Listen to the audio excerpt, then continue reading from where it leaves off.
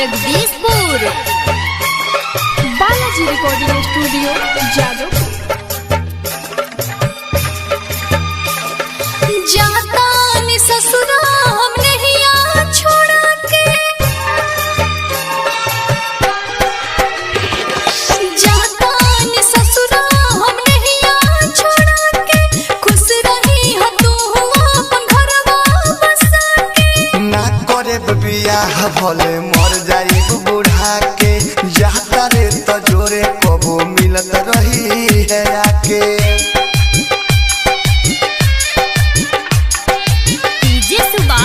Jagdishpur.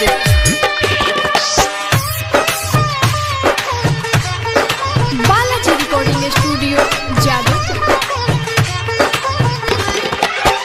Mix bar presented by Videshi entertainment. जिंदगी में हमारा न दोसर के हुआई, जब तू ही हो जाता रो हमके रुलाई। हो जिंदगी में हमारा न दोसर के हुआई, जब तू ही हो जाता रो हमके भुलाई।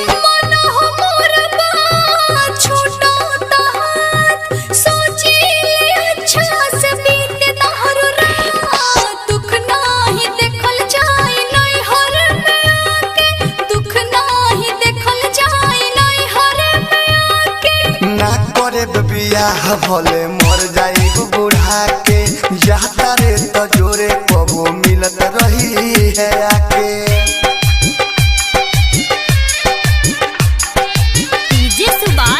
जगदीशपुर।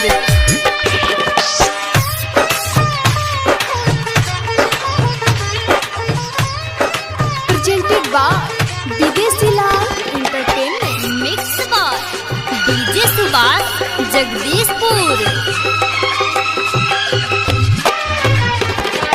तू रही हो डबल हम रहे मकेले, तू बुझलो हमारा हो प्यारे के खेले।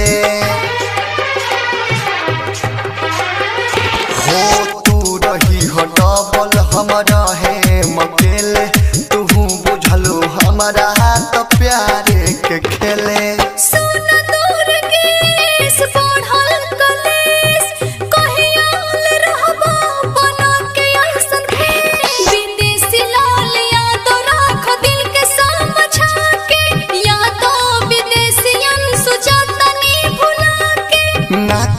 बियाह भले मर जाई बूढ़ा के, जाता रे तो जोरे कबो मिलत रही है आके। जाता ने ससुरा हम नहीं छोड़ा के, खुश रही ह तू प्रेजेंटेड बाय विदेशी ना करे बियाह भले मर जाई बूढ़ा के, जाता रे तो जोरे कबो मिलत रही है आके।